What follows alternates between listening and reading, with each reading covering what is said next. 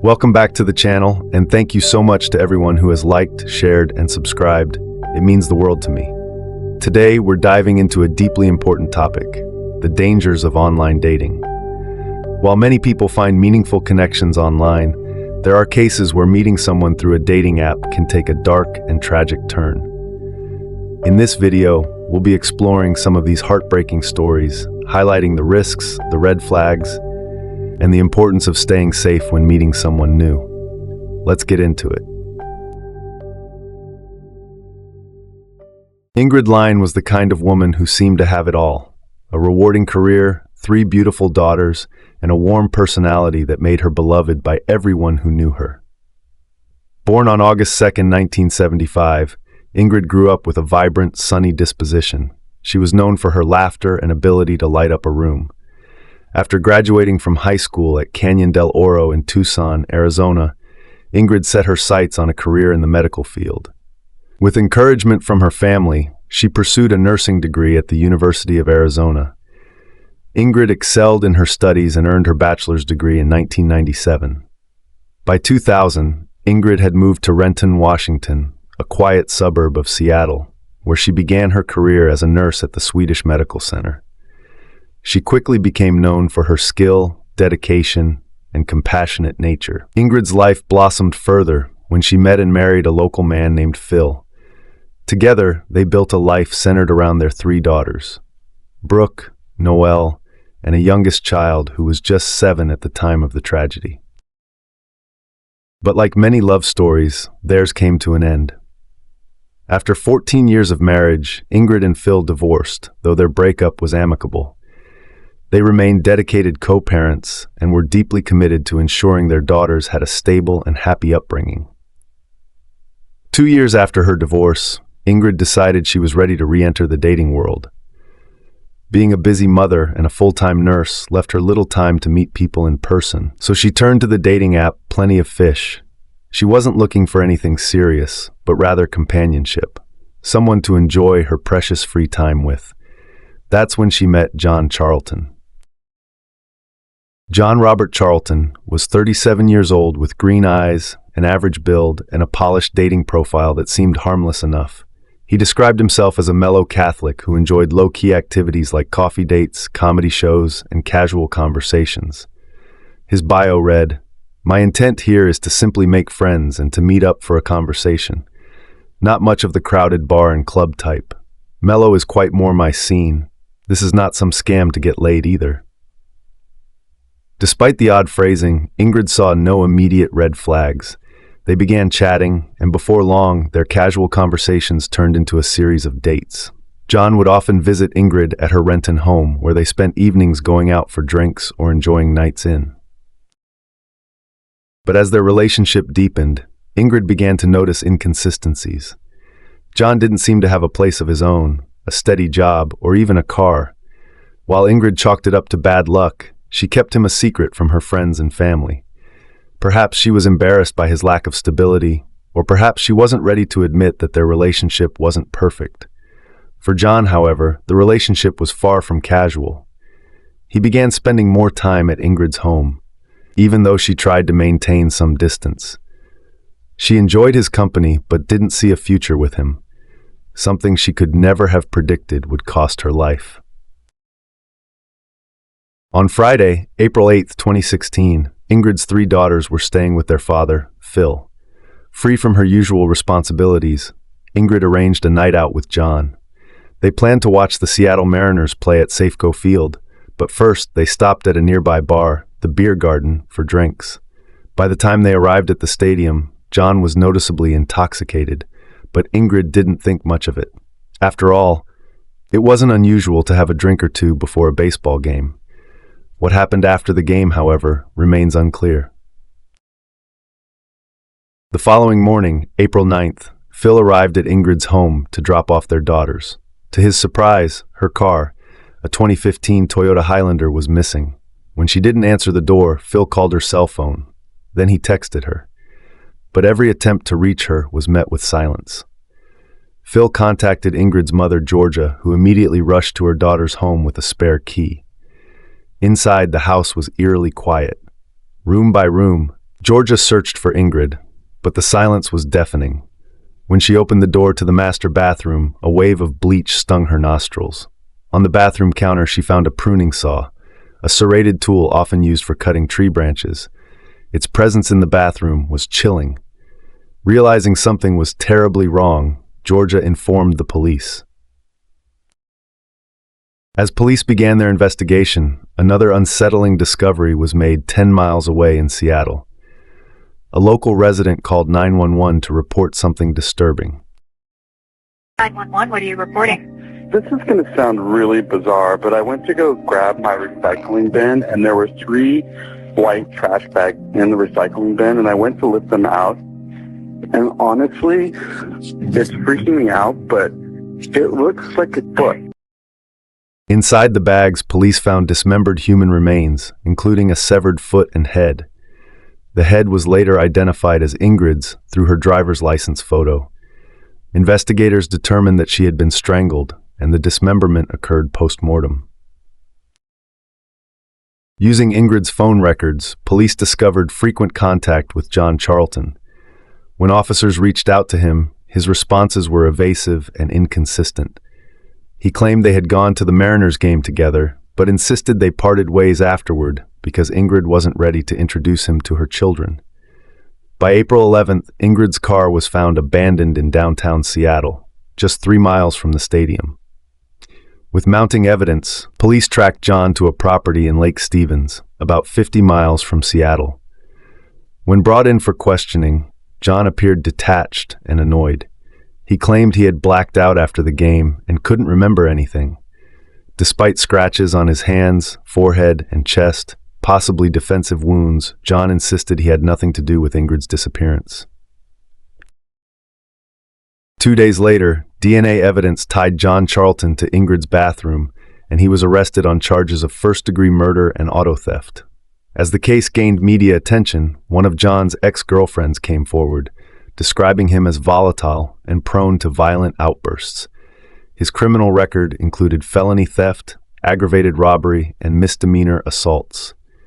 In court, John Charlton initially denied the charges but later changed his plea to guilty, sparing Ingrid's family the pain of a prolonged trial. He was sentenced to 28 years in prison, the maximum allowed under state law. Ingrid Lyne's murder left a void in the lives of her daughters, family, and friends. Her ex-husband Phil spoke in court about the devastating loss. "My children's children will never have a maternal grandmother. There will be no more motherly advice, no more holidays together, and no more family dinners." Ingrid's life was taken way too soon, stolen from her daughters and loved ones. May she rest in peace. Hey, just a quick interruption. If you like this content, it would mean the world to me if you could hit that like button. It helps me out a lot. And if you haven't subscribed yet, why not? It's free. Leave a comment if you would like me to cover any true crime stories. Okay, let's get back to it. It began like so many modern love stories, with a message exchanged on a dating app. Katie Locke, a vibrant, accomplished 23-year-old teacher, had no reason to suspect that Carl Langdell, the man she was meeting for a date just before Christmas in 2015, was hiding a horrifying truth. To her, he was charming and ambitious, a self-proclaimed law student with a bright future ahead. But beneath this facade lay a man consumed by violent fantasies, someone who had repeatedly signaled his potential for harm but was allowed to walk free. By the time Katie's family realized something was wrong, it was too late. Her life was stolen, her future erased, and a dangerous predator had claimed another victim. Katie Locke was born to William and Jennifer Locke in Buckhurst Hill, Essex. The youngest of 3 daughters, Katie was full of life, energy, and compassion. From a young age, she was a helper, often putting others' needs ahead of her own. Her parents fondly recalled moments when she would skip playtime to help other children tie their shoes, even as a toddler. Katie excelled in academics, earning a degree in history and politics from Southampton University. She volunteered at the London Olympics, worked with underprivileged children, and pursued her love of water sports, becoming a kayak instructor. By 2015, Katie was teaching history and politics at Cardinal Pole School in Hackney, East London, a job she adored. Her students, colleagues, and family described her as fearless, vibrant, and kind-hearted. She was the type of person who could light up a room with her presence. But Katie's life was not all work. She was young, independent, and looking for love. In December 2015, she decided to join the dating app Plenty of Fish, a choice that would tragically alter the course of her life. Carl Langdell, 27, presented himself on Plenty of Fish as a charming, accomplished man. He claimed to be a business management graduate with a master's degree in journalism and media communications, pursuing postgraduate law studies at BPP University. He even said he ran his own legal firm, Langdell Legal Associates. His profile painted the picture of a man with ambition and a stable life. Katie, trusting and kind, had no reason to suspect that everything Carl said was a lie. In reality, Carl Langdell had no degrees, no career, and no legal background. Worse, he had a documented history of violent behavior, disturbing fantasies, and repeated warnings from mental health professionals that he posed a danger to others. Carl's troubling behavior began years earlier. In 2009, he was cautioned for assaulting a girlfriend. By 2013, his mental state had worsened. He made unsubstantiated claims that someone was threatening him and was deemed a risk to himself. By 2014, his behavior turned even darker. He assaulted his brother and began sharing violent fantasies with mental health professionals.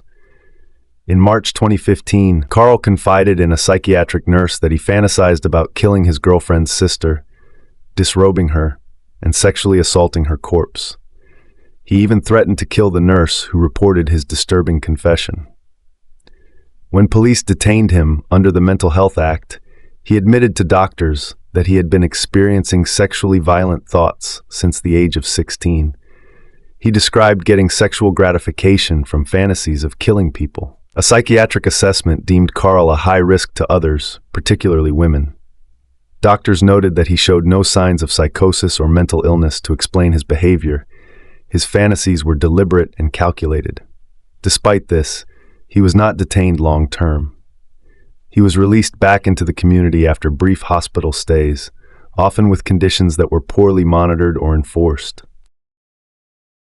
In one particularly alarming incident in September 2015, Carl shouted at hospital staff, "When I leave or I am discharged, I will kill someone.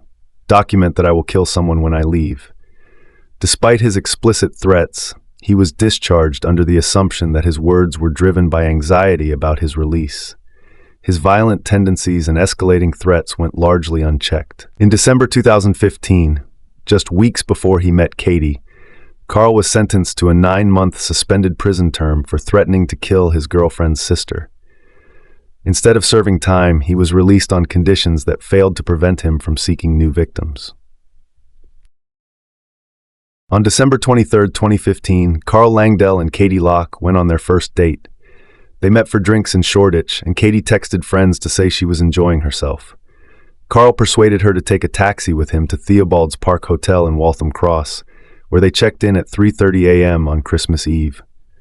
At 4 a.m., Katie called reception to request 2 toothbrushes, the last known communication from her. What followed was a brutal and premeditated act of violence. Carl strangled Katie in their hotel room, using prolonged and forceful compression to take her life. He then committed acts of sexual violence against her body, took photographs of her corpse, and wrapped her remains in bed linen. Using a laundry trolley, he transported her body to the hotel grounds and dumped her near a dumpster. The next morning, Carl called the front desk to request a late checkout and left the hotel as if nothing had happened. He met another woman he had been speaking to on Tinder and casually admitted to killing someone, offering no explanation for his actions. Katie's family grew increasingly worried when she failed to return home on Christmas Eve. Desperate for answers, her father, William Locke, tracked down Carl's family. Carl wasn't home at the time, but when his mother contacted him by phone, he made a chilling confession. "I am a monster. I put her in the ground." Following this, police located Carl in Lee Valley Park, Cheshunt, When confronted, he immediately directed them to the site where he had disposed of Katie's body. A post-mortem examination revealed extensive bruising and abrasions, consistent with a violent struggle. The injuries confirmed that Katie's death was neither accidental nor consensual. Carl Langdell pleaded guilty to Katie's murder, sparing her family the pain of a lengthy trial. In March 2016, he was sentenced to life in prison with a minimum term of 26 years. Judge Andrew Bright QC called Carl a great danger to women and noted that Carl himself had described himself as a monster and a psychopath. While in prison, Carl's violent tendencies continued. He attacked a prison officer, causing serious injuries, and repeatedly attempted to harm himself. In February 2021, at the age of 31, Carl was found dead in his cell at HMP Wakefield. He had inflicted severe self-inflicted injuries, bringing his life to a violent and abrupt end. Katie Locke's murder was a preventable tragedy, the result of systemic failures that allowed a dangerous man to walk free despite countless red flags. Katie's family continues to honor her memory, raising awareness of the dangers of online dating and the importance of vigilance. They hope that sharing her story will prevent other families from experiencing such unbearable loss. Katie Locke was a young woman with boundless potential, taken far too soon by a man who saw her not as a person, but as an object for his twisted fantasies. Her life, filled with kindness and promise, will never be forgotten. May she rest in peace.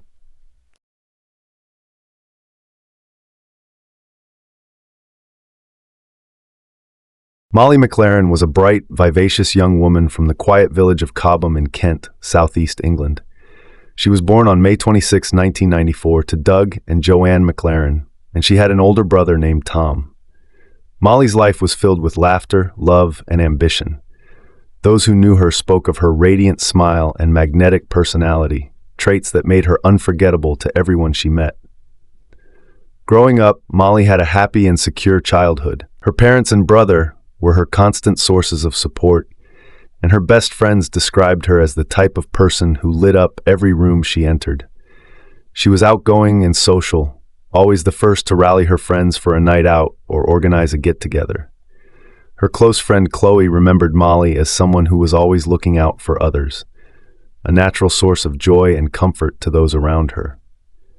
Molly's mother, Joanne, once said that her daughter had the kind of energy that could brighten even the darkest day. She wasn't just a loyal friend and family member, she was someone who made life better for everyone around her. But as with many bright souls, Molly carried her own inner struggles. Molly struggled with anxiety and an eating disorder for much of her adolescence and early adulthood. She experienced frequent panic attacks, and she battled bulimia in silence for months before she could muster the courage to confide in her family. Her parents, Doug and Joanne, stood by her side as she faced these challenges, helping her through every step of her recovery.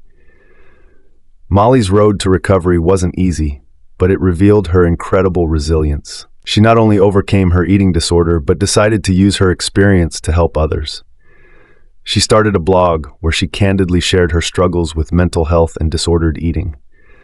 Her openness resonated with many who were facing similar challenges. For them, Molly was a beacon of hope, proof that there was a light at the end of the tunnel. Her journey to recovery also inspired her career aspirations. Molly was passionate about fitness and nutrition, and she dreamed of becoming a personal trainer. She enrolled at the University of Kent to study nutrition and exercise science. At first, her parents were apprehensive, worried that delving into nutrition might trigger her past struggles, but they quickly saw how her studies strengthened her resolve, turning her interest into a source of empowerment. Molly loved to exercise, not just for physical health, but for her mental well-being. She frequently shared her workout routines and fitness tips on social media, inspiring others to prioritize their health. Her newfound confidence was infectious, and she seemed to be on a path toward a fulfilling and meaningful future. By 22, Molly decided she was ready for a serious relationship. Like many young people her age, she turned to dating apps in search of love. After a few dates that didn't lead anywhere, Molly was undeterred. In July 2016, she matched with Joshua Stimpson, a 25-year-old man from Rochester, Kent. At first, Joshua seemed like a good match. He shared Molly's love of fitness, and the two bonded over their mental health struggles. Molly spoke openly about her anxiety and bulimia, while Josh confided that he had bipolar disorder. Their conversations felt meaningful and deep, and Molly believed she had found someone who understood her on a personal level. After a few months of texting, they finally met in person in November 2016. The connection was immediate, and by December, they were officially a couple. Molly introduced him to her family, who found him polite and respectful. Her father, Doug, enjoyed chatting with him about football, and her friends saw how happy Molly seemed. For a while, everything seemed perfect. But as their relationship progressed, cracks in Stimpson's facade began to show. While Molly was social and independent, Joshua became increasingly possessive. He refused to let Molly meet his friends and didn't want her attending his football matches. He seemed to view her as his possession rather than his partner, becoming jealous and controlling whenever she spent time with others. His behavior escalated. Stimpson quit his job without warning, explaining that he wanted to spend all his time with Molly. He would show up at her house unannounced and complain when she was busy with her university work. He resented her independence, wanting her undivided attention at all times. Molly's initial infatuation began to wane as she felt increasingly suffocated. In February 2017, after just a few months together, she ended the relationship. But Stimpson refused to accept her decision. He bombarded her with messages, pleading for another chance.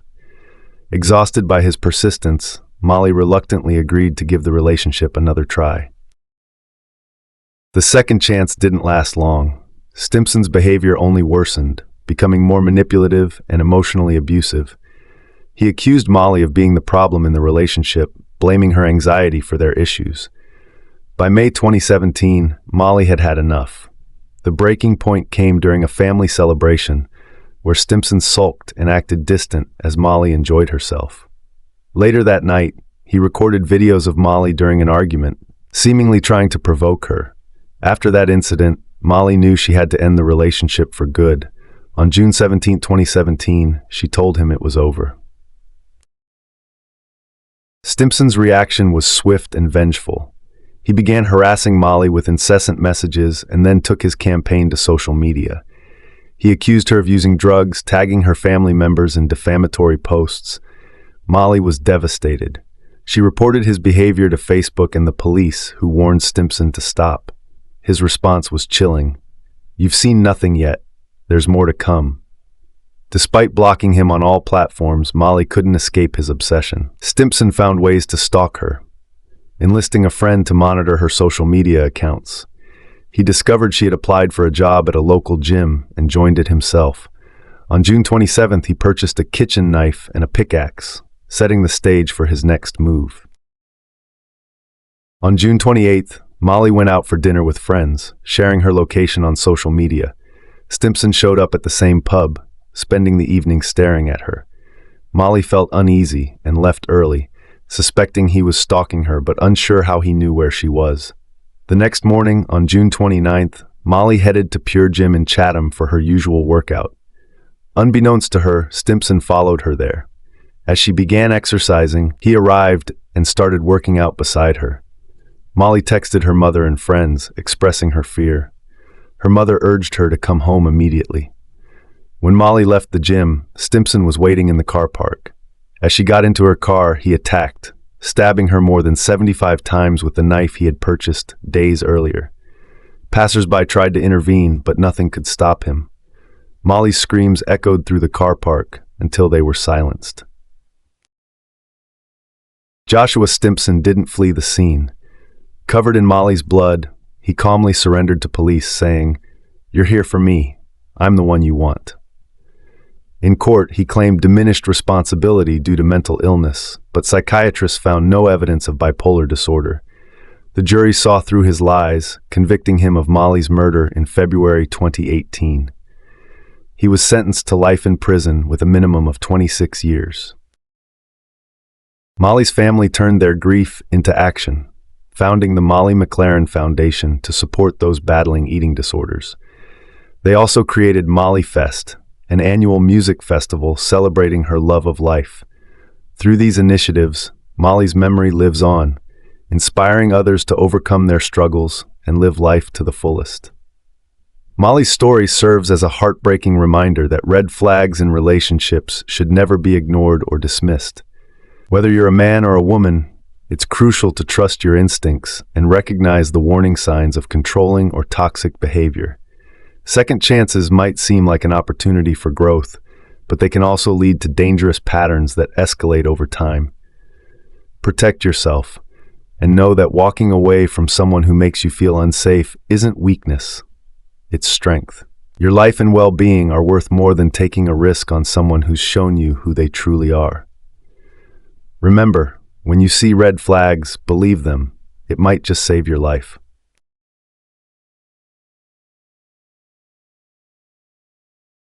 Danny Finlay Jones was a beacon of joy and energy, the kind of person who could walk into a room and make it instantly brighter. Her infectious smile, boundless enthusiasm, and generous spirit made her beloved by everyone who knew her. Whether she was teaching students, captaining her football team, or sharing laughs with friends, Danny brought out the best in people. She was a powerhouse of a person, her best friend Taylor Joseph said. She was everything you find good in a person, just pure energy and kindness. Danny's parents, Jackie and Blake, were equally proud of her. For 25 years, she played for the Ramsgate Rams Women's Football Club in southern Sydney, where she served as team captain and a source of inspiration. Her leadership and warmth left a lasting impression on everyone she met. She had a way of making everyone feel included, Jackie shared. She had a beautiful soul. Off the field, Danny was equally devoted to her career as a teacher at Bates Drive Special School, where she was adored by students and colleagues alike. But as she reached her 30th birthday in 2022, Danny began thinking about the next chapter of her life.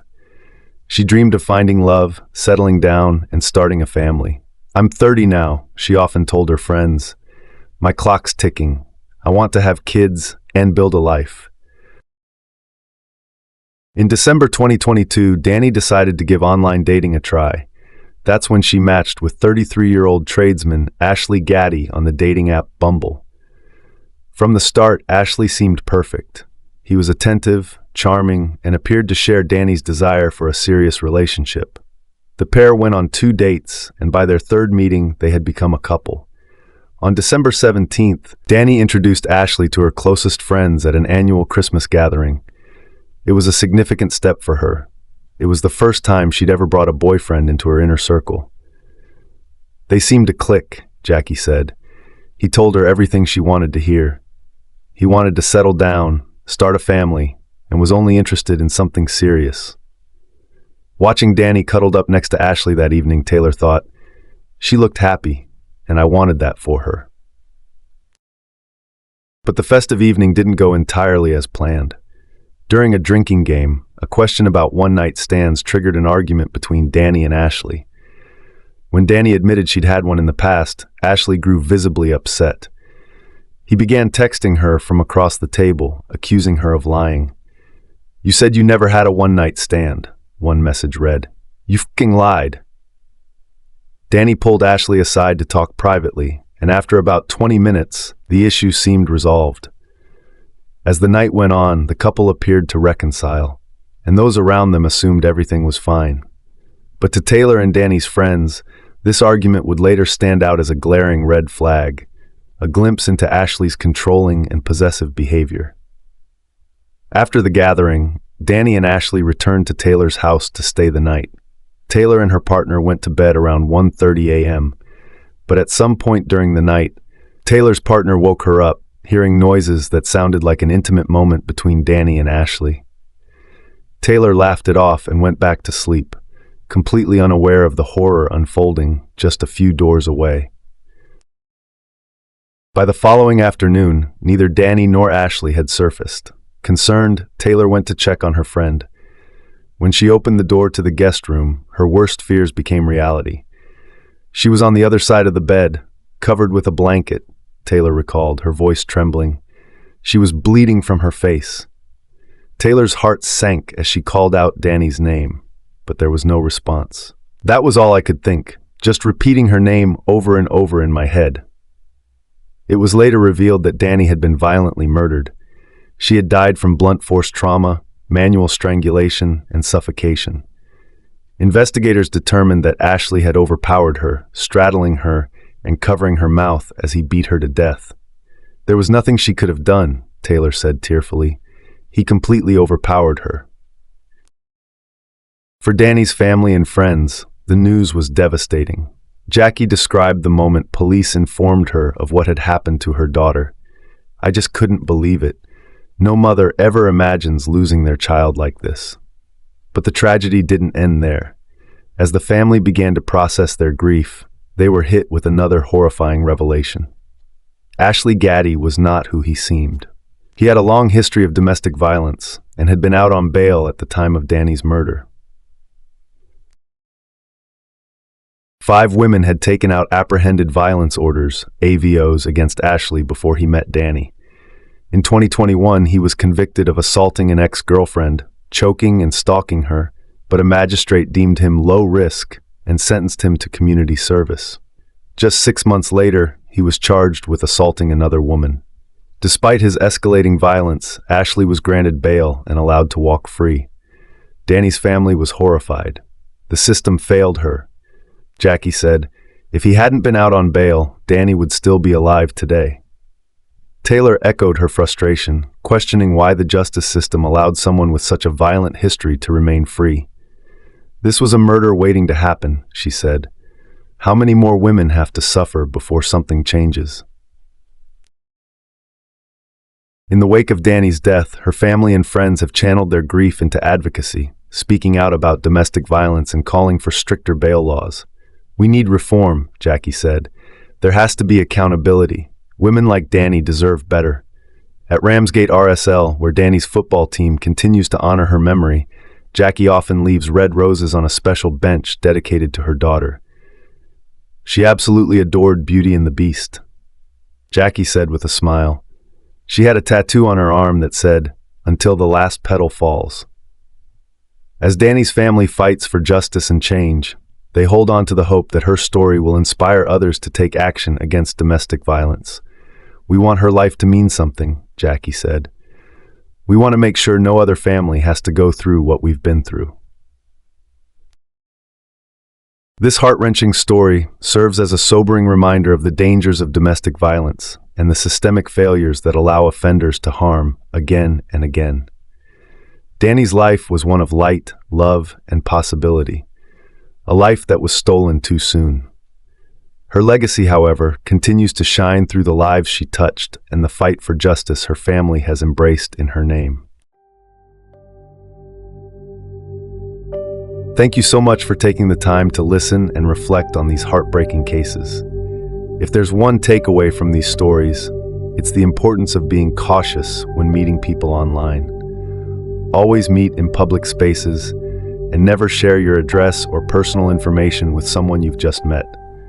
Let trusted friends or family know where you're going, who you're meeting, and when you'll be back.